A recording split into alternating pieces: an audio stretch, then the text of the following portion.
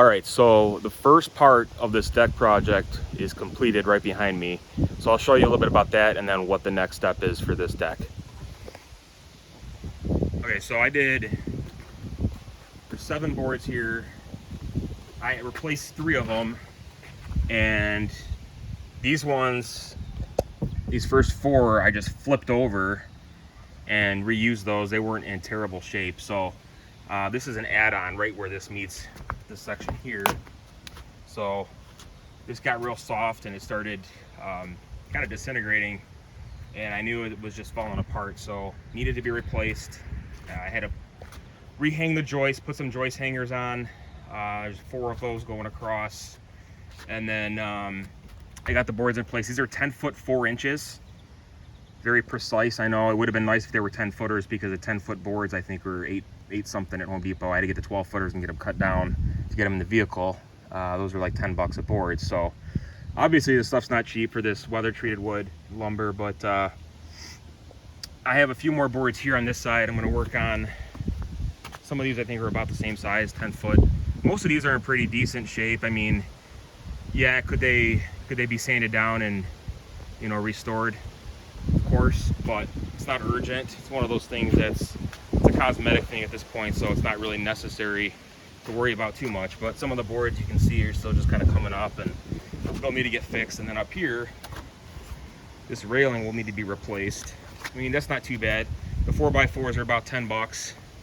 Most of these 2x4s I probably could reuse, and then the spindles, those could probably be reused too, but I don't know if we want to do a different design yet on it. But it shouldn't take too much. I mean, I don't know how this thing was put together, but just kind of crap, you know, but whatever. So get that done. That's not going to be too intensive of a project, especially if I do one railing at a time. Won't be too expensive either, which would be nice. But that's pretty much the main part of that. Not too concerned about worrying about that right this second, but I do want to I have a few other boards that I have to get replaced right here. Some of these are in rough shape, but the only problem with some of these, they're like 16-foot boards. So I don't know, I might get some lumber delivered. That's pretty significant. That's pretty long. I mean, I could possibly put them on top of the roof of the vehicle. I don't know yet. Haven't really thought too much into it, but that's gonna need to be replaced.